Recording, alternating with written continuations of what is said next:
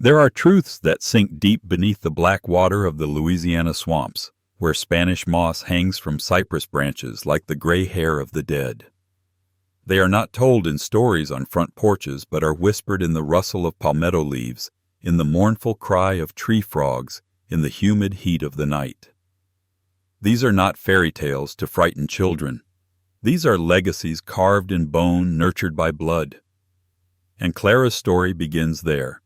It started with something ridiculously ordinary, a sweet potato pie.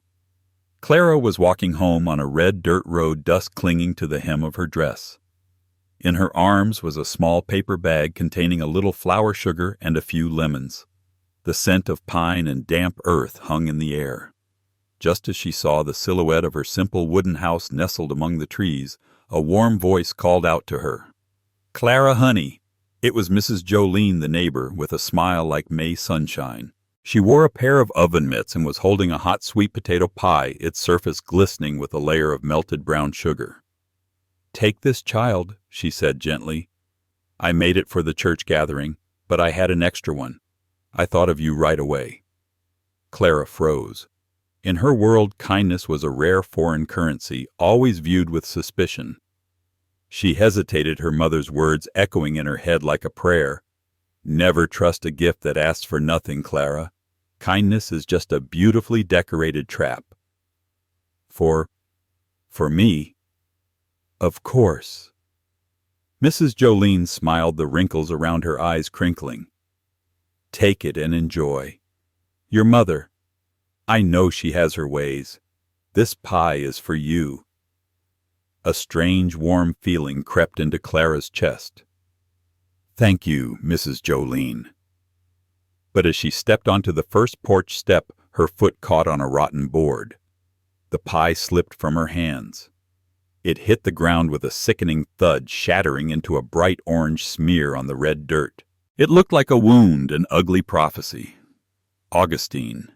Her mother was already sitting there in the shadows of the porch, as silent as a stone statue. She had seen it all. Her dark eyes were not on Clara, but fixed on the broken pie.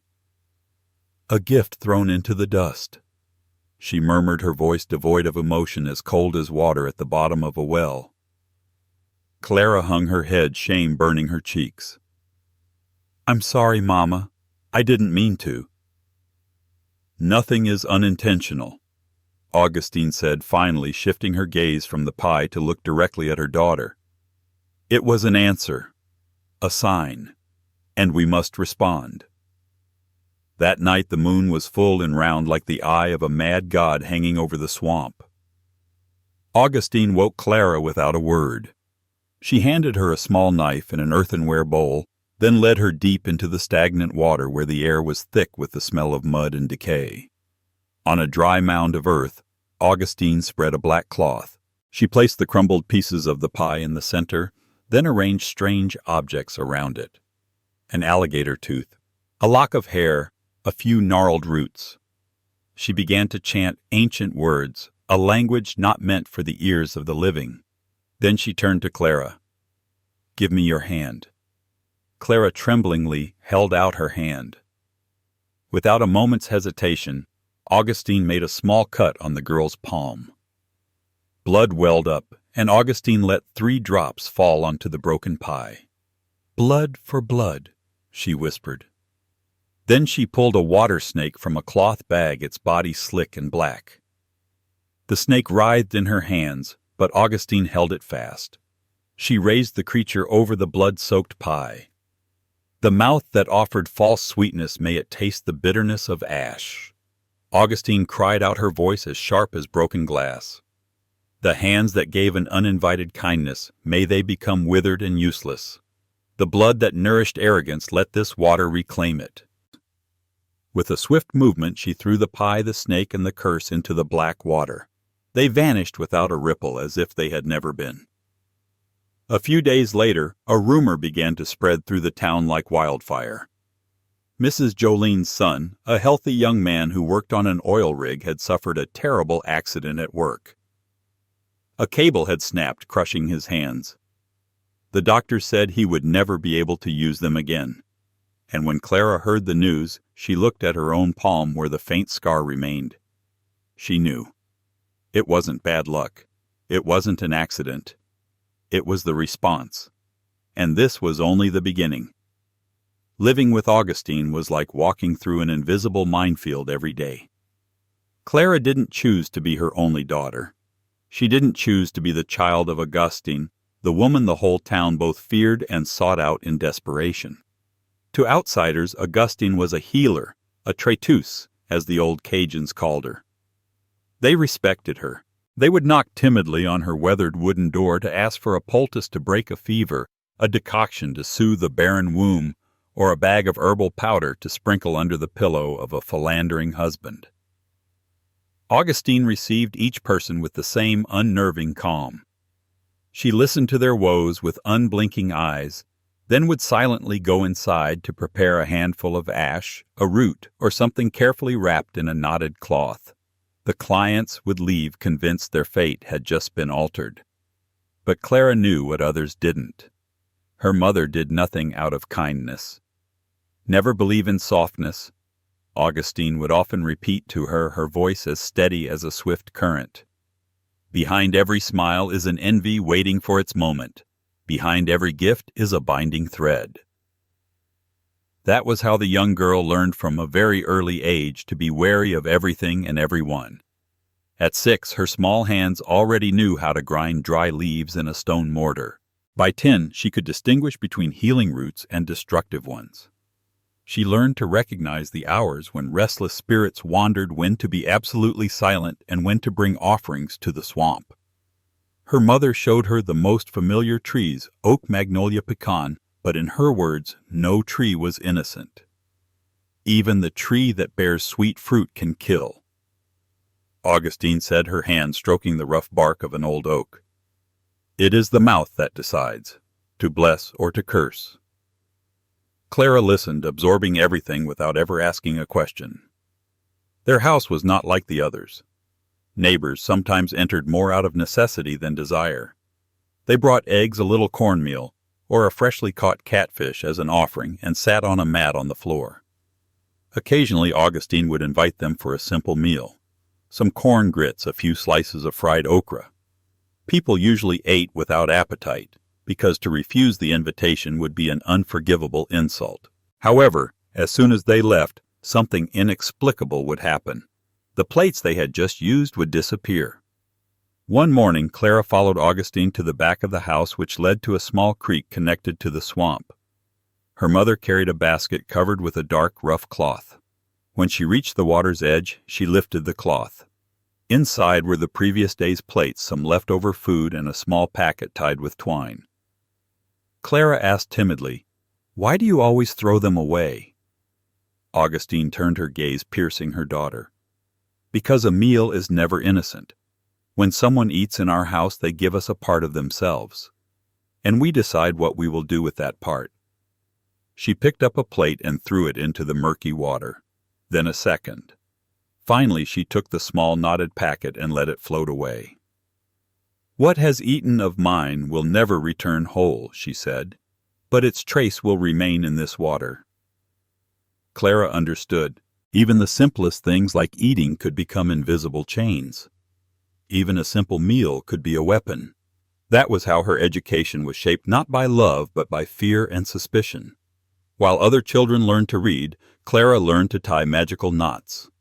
While other children ran in the fields, she carried jars to the creek, pouring dark powders, knotted cloths, and handfuls of ash that dissolved in the current. Every gesture of her mother was a lesson. Every silence was a warning. Augustine was not just passing down knowledge. She was molding her to be a copy of herself. Clara felt it even if she didn't have the words to describe it. She was not being raised to be a daughter. She was being prepared to be an heiress. And in her mother's eyes there was never any tenderness. Only an ironclad belief. One day you will take my place. One evening, while sitting on the porch grinding a pungent-smelling root, Clara blurted out, "Mama, why do I always have to help you? The other girls get to play in the fields. All I know is how to pound, grind, and wash." Augustine stopped abruptly. The stone pestle in her hand froze in midair. Her eyes pierced her daughter like a blade. "Because you are not like them." She set the pestle down, the sound of stone on stone, dry and sharp. "The other children are born free. You were born bound." Clara lowered her eyes, but Augustine wasn't finished. "Look around you." She continued, her voice steady but heavy with meaning. "Do you think those women laughing out there are safe?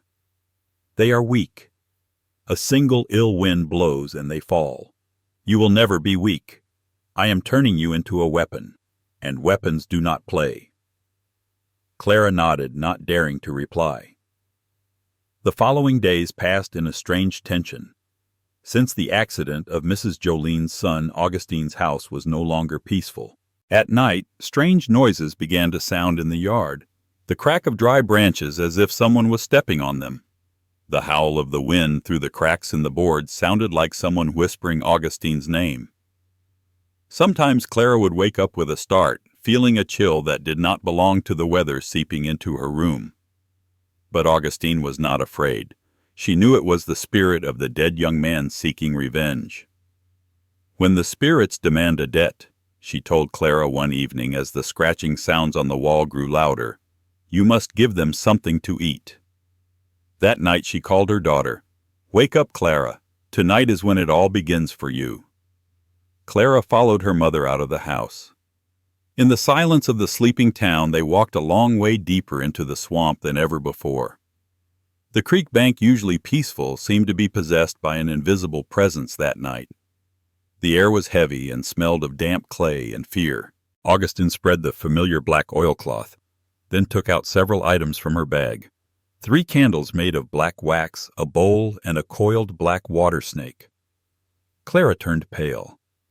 "Mama, I'm not afraid of grinding roots, but I don't want to." Augustine spun around, her face hard under the moonlight. "You think fear will save you? You think it will stop that boy's spirit? No." She stepped closer, grabbing her daughter's shoulders. "Fear protects no one. Only power protects. And tonight you will become powerful." She made Clara kneel in the center of a circle she had just drawn with ash.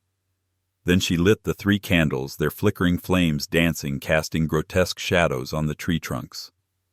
Augustine again drew out the small knife, its blade glinting in the moonlight. She took her daughter's hand. "This blood," she said, her voice low and solemn, "will be the key. That boy's spirit will no longer haunt our sleep." With a precise movement, she made a small cut on Clara's palm. The blood began to flow drop by drop, but that was not the end. Augustine raised the knife higher, and in a swift motion she made a cut just below her daughter's abdomen. Clara screamed a cry, choked by terror and pain, her body convulsing. "Mama, no!" Augustine held her tightly. "Silence. The spirits do not want to hear your screams. They want your silence." The snake, released from the bag, slithered slowly forward, its forked tongue flicking in the night air. It showed no aggression but moved with a terrifying purpose. Clara, paralyzed by pain and horror, could only watch as the creature crawled onto her, its cold belly against her warm skin. It slowly wrapped itself around her abdomen, right over the bleeding cut. She felt like she was suffocating, her eyes wide with terror. A sharp pain shot from within her, a feeling as if something priceless was being torn from her body, drawn out by the coldness of the snake and the power of the curse. Augustine's voice rang out powerful and cruel, drowning out the chirping of the insects. "From this night on, your womb will never bear the shape of a child. Your belly will never hold life. Your uterus is offered as collateral. You will be barren, but you will be strong." Clara whimpered, hot tears streaming down her cheeks, but her mother wiped them away roughly with her coarse thumb. "Don't cry. Tears only feed the hungry spirits. Be strong." The snake suddenly went still, then slowly loosened its grip, slithered off Clara, and disappeared into the black water of the swamp. All the strange noises around them also fell silent. A heavy and absolute silence enveloped the space. The debt had been paid. Augustine used a mixture of herbs and ash to dress her daughter's wound, murmuring incantations that sounded like the whistling wind seemingly drawing the pain out of her body. Clara, exhausted and empty, finally passed out on the oilcloth, her mind sinking into a dreamless black void. When she opened her eyes, it was dawn. The first rays of sunlight streamed through the leaves, painting streaks of light on the wooden floor. She was in her small bed. Her abdomen was bandaged with a layer of linen soaked in leaves, and a dark red scar now permanently marked her skin. Augustine stood beside her, looking at her without emotion. "You have paid the price," she said simply. "Now you are one of us." Clara didn't answer. Her body was aching, her heart was broken. But deep inside, in the cold emptiness where hope and innocence used to be, she knew she had lost something that could never be reclaimed. She would never be able to carry a life within her. Her hands would never feel a child kicking in her womb. That morning, the little girl Clara died by the swamp. In her place was an heiress of a dark lineage, a weapon newly forged in blood and pain. Years passed. Augustine was no longer of this world. Her ashes had been scattered in the very swamp where she had performed countless rituals. Clara was no longer the trembling girl of yesteryear. She had become a woman with a calm gaze and a commanding voice, a woman whose appearance exuded quiet success and stability. She had left that remote town, moving to a more bustling city. She married a kind man, an architect named David, who knew nothing of her past. In his eyes and in their new community, she was the perfect wife, attentive, hard-working, and always proper. She even opened a small private preschool where she was loved and appreciated by the parents. People pointed to her as a shining example for their daughters. In local council meetings, her name was mentioned with respect. But behind the praise was a truth that no one could suspect. Clara could not have children. The ritual by the swamp had marked her forever. Clara never confessed the truth to David. She couldn't. Augustine's curse was too deeply ingrained in her, an inseparable part of her core. To confess it would be like skinning herself alive. Instead, she wove a cruel and sophisticated charade, an illusion that allowed her to maintain her position in society without being cast out. One evening, as they were having dinner under the warm yellow light, David placed his hand on hers, his voice gentle and full of longing. "Clara, my love, why haven't we had a child yet?" Clara slowly lifted her head, her eyes calculated to look tearful. She played the part of a fragile woman betrayed by her own body. "I don't know, my love," she said, her voice breaking perfectly. "It's not that I don't want to. I believe my body is fighting against me. But one day I'm sure we'll make it." David squeezed her hand, his heart filled with compassion and love. "Don't worry, we'll get through this together." Inside, Clara suppressed a bitter smile. His compassion was the strongest chain. A few months later, she began to feign pregnancy. She complained of morning sickness, slowed her pace, and cleverly used loose clothing to give the impression that her belly was growing. David moved and happy doted on her. He would stroke her empty belly and whisper, "We're finally going to have a baby, my love." But just as suspicion might arise as time passed and her belly didn't grow convincingly, Clara would stage a miscarriage. She would writhe on the bed, stain the sheets with animal blood she had prepared, and scream like a woman torn apart by the pain of losing a child. David, devastated and frantic, would hold her in his arms and beg her not to lose hope. And so the cycle repeated, a pregnancy, full of hope, followed by a tragic miscarriage. Each time David became more attached to her, not by simple love, but by deep compassion. And Clara, the grieving wife, held her position. But the illusion did not stop at home. Clara knew well, just as Augustine had taught her, that a woman like her needed to surround herself with influential men to secure her power. So she had lovers, not for desire, but for calculation. A city councilman, a renowned lawyer, a banker. With each one she made him believe he was the only one, that he had conquered her heart. But in the shadows she bound them to her with the invisible charms her mother had taught her. A bit of powder blown into their wineglass, a special perfume dabbed on their pillow, a red thread secretly sewn into the lapel of their jacket. They became irrationally infatuated with her, willing to do anything she asked.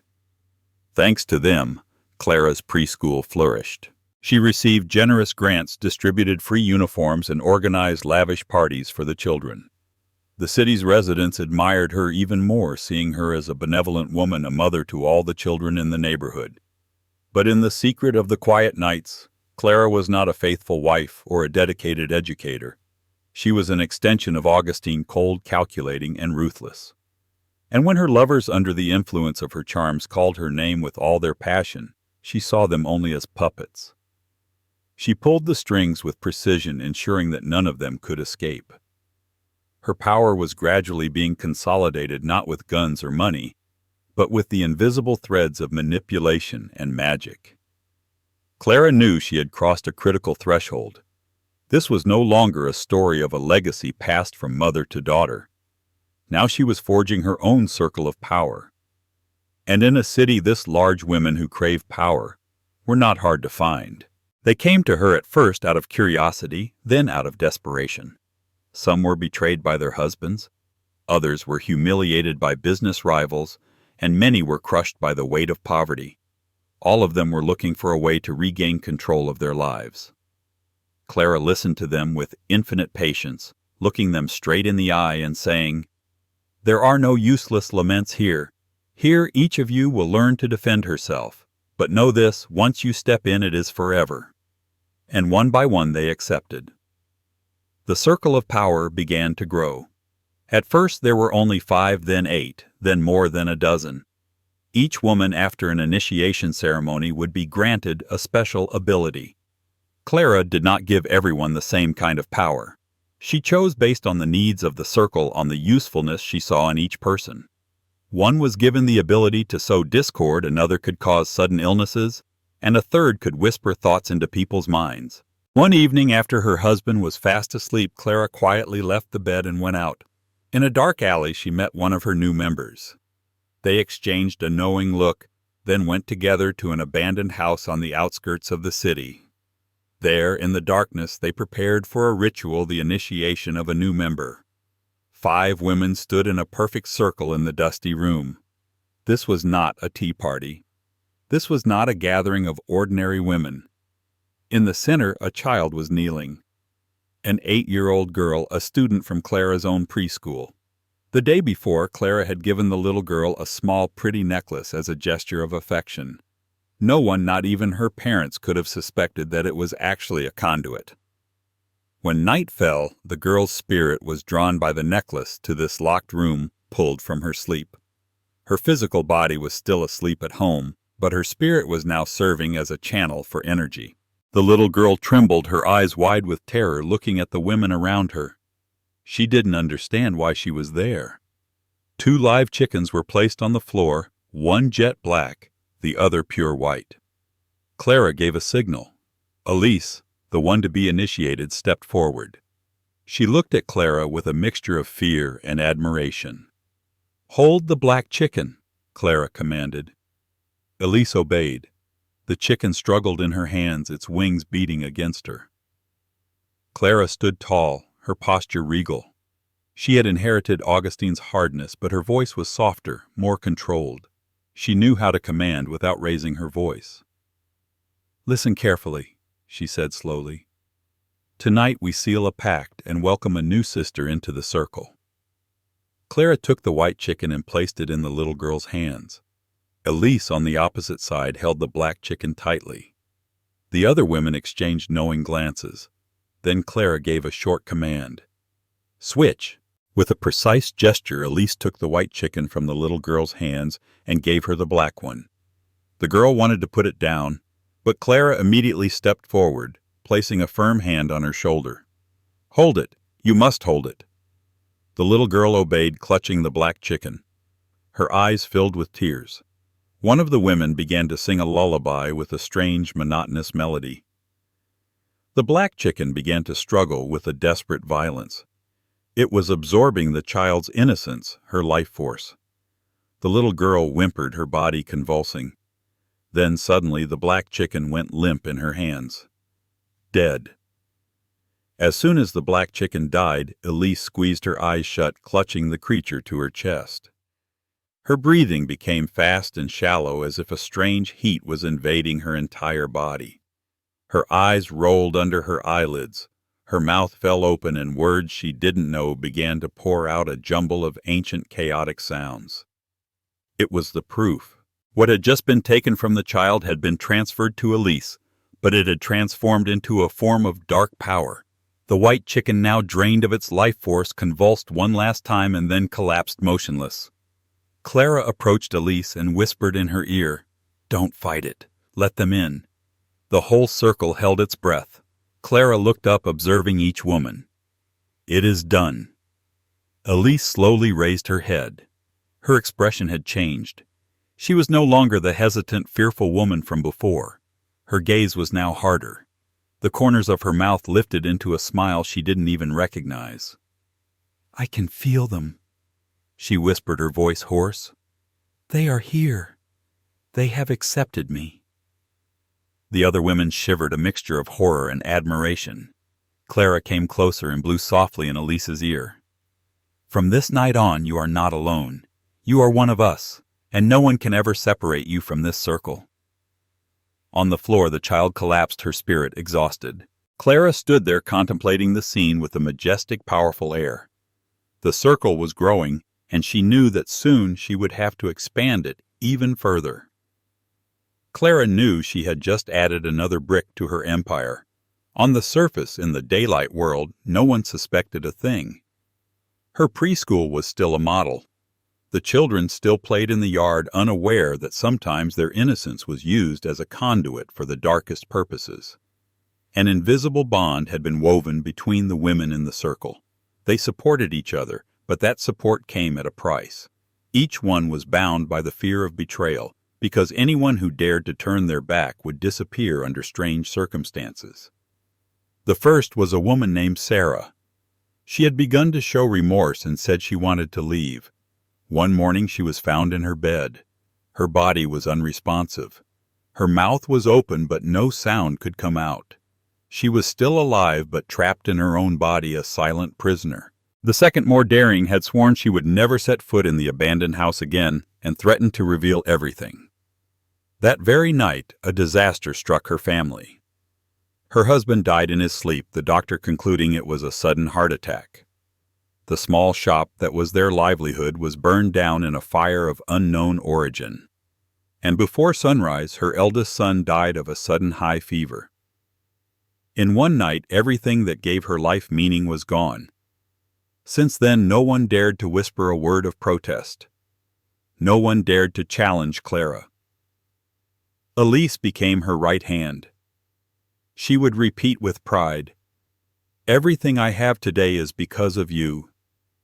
You gave me a power I could never have gotten on my own." Clara looked at her with a satisfied smile. This was not just about magic, it was about power, absolute power. One evening, after the circle had just finished a particularly powerful ritual, Clara stood up. The air in the abandoned house was still thick with energy, the smell of herbal smoke and latent fear hanging in the air. She looked at each of her disciples, her gaze sweeping over each face, reading the mixture of devotion and terror in their eyes. Then she spoke, her voice echoing in the silence. "We began in the shadows, but soon our power will cover this entire city." She paused, letting her words sink deep into each person's mind. Never forget what has bound us together. It is stronger than blood. The women nodded, some with fervor, others with carefully concealed fear. But no one dared to step back. They knew the chain was tightening around them, and there was no escape. "Do you think it will all end with me?" Clara continued, her voice now taking on a prophetic tone. "No, this chain never stops. What my mother gave me, I have given to you. What I have entrusted to you, others will carry after you. And even when my body turns to dust, the curse it will remain." She paused again, her gaze this time resting on the newest member, a young girl with a still hesitant look on her face. "Look around you," Clara said, her voice almost a whisper but still audible to everyone.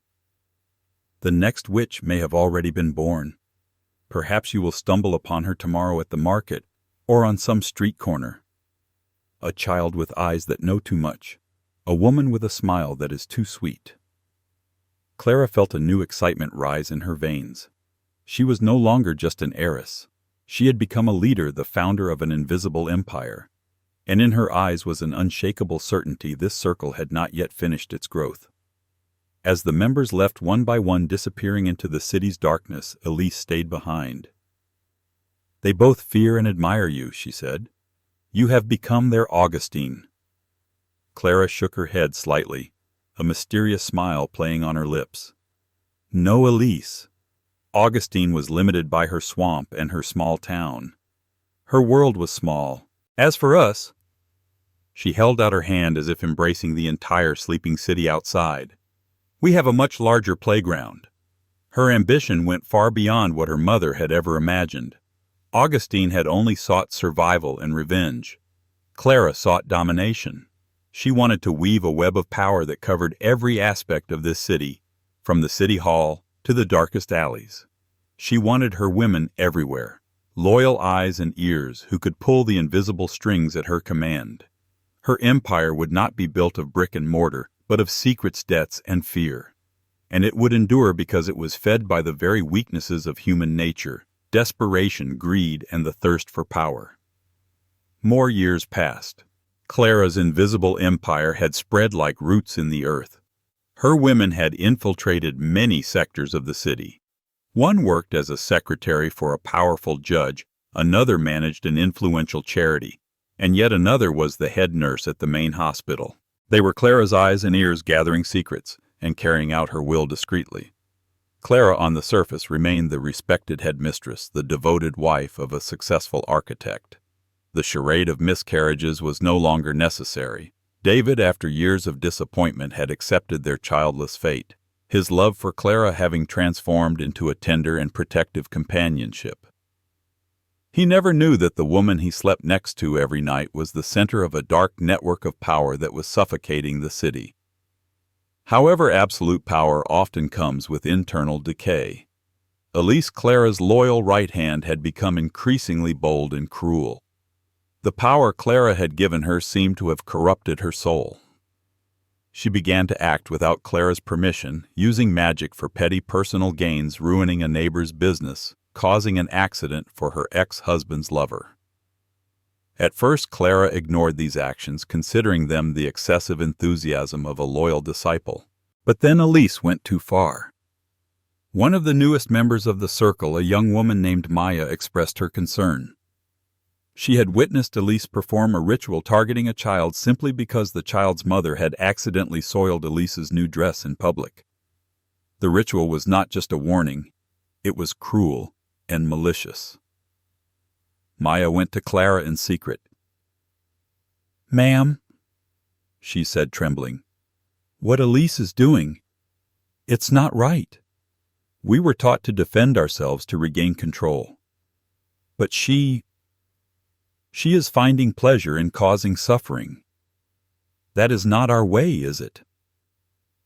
For the first time in years, Clara felt a sense of unease. She realized she had created a monster that even she might not be able to control. She had been too focused on expanding her power and had forgotten to maintain discipline. Clara summoned Elise to the abandoned house. That night there was no ritual. Only the two most powerful women in the circle facing each other under the dim moonlight filtering through the broken windows. "You have gone too far, Elise," Clara said, her voice as cold as ice. "The power I gave you is a tool, not a toy." Elise laughed a laugh Clara had never seen before. It no longer held admiration, only defiance. "A tool. You turned us into weapons, Clara, and weapons are meant to attack. You taught us that. Or have you grown soft? Has living too long in your beautiful house with your foolish husband made you forget who you really are. Elise's insolence stunned Clara. She was used to absolute obedience. I am the one who made you, Clara hissed, anger beginning to smolder. And I can also destroy you. Really? Elise raised an eyebrow. Who do you think the other women will follow, the woman hiding behind the facade of a headmistress, or the one who dares to use the power we all crave? This circle needs a leader who is not afraid to get her hands dirty. Perhaps your time is over, Clara. A line had been drawn. A silent civil war was about to break out within the invisible empire. Clara realized that her greatest enemy was not the outside world, but her own most successful creation. The first crack had appeared in the circle, and it threatened to shatter everything she had worked so hard to build. Clara knew there could be no hesitation. Elise's challenge was not just an insult. It was a direct threat to the entire power structure she had built. An empire cannot have two queens. She did not confront Elise directly. That was not her style, nor the way Augustine had taught. The most important battles were always fought in the shadows with methods the enemy would never expect. Clara called a secret meeting, but not with the entire circle. She only summoned the members she knew were still absolutely loyal, those who still remembered her for saving them from despair, and more importantly, those who were smart enough to recognize the danger in Elise's unchecked ambition. Among them was Maya, the young woman who had warned her. Elise has been corrupted by her own power, Clara told them in the dim room. She has forgotten our original purpose. She no longer serves the circle, but makes the circle serve her cruelty. Such a disease must be removed before it spreads. No one objected. The fear Elise inspired was greater than any loyalty she might have commanded. The ritual was not performed in the abandoned house, but in various places throughout the city, carried out simultaneously by Clara's loyal women. It was not a loud and violent curse, but a whispering web, a slow suffocation.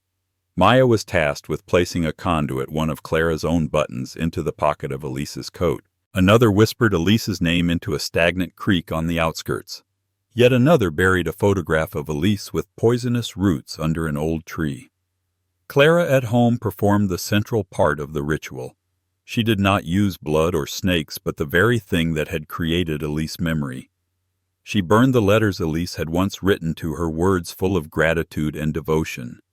As they turned to ash, she whispered, "What was given is now reclaimed. The power that was bestowed now returns to its source. Forget the path of power. Forget the circle. Forget yourself." The effect was not immediate, but in the following weeks Elise began to change. At first she just became forgetful. Then she became confused, speaking nonsense. Her power gradually weakened. Her curses no longer worked. Her cruel confidence vanished, replaced by a bewildered fear. Finally, one morning, Elise was found wandering on the highway with no memory of who she was, recognizing no one. She had become an empty shell, her mind wiped clean. The circle had eliminated its threat cleanly and ruthlessly. Clara had won. Her power was once again absolute. But as she stood alone in her office, looking out at the playground where the children were laughing and playing innocently, she felt no joy in her victory. She saw Maya, who had helped her, comforting a child who had fallen. For a moment she saw in Maya a younger version of herself, intelligent, cautious, and with an untapped potential for power. And she realized a terrifying truth. The chain never ends. She had eliminated Elise, but one day perhaps Maya or someone else would rise to challenge her. She had become Augustine, and she was creating new Claras and Elises. You might think that it will all end with Clara, that after so many years of rituals and pacts, her power will vanish with her. But listen carefully. Magic never dies. It knows no rest. It is passed on like a secret legacy. Yes, witches still exist, and not all of them want to change. Some are even proud of it. So be careful, because the next witch could be the person you meet every morning. When evil is not broken, it is passed from one generation to the next. Power that does not come from the light always has a price, and that price sooner or later will far exceed everything one thought they had gained. The story has no end. It only pauses, waiting for the next cycle to begin.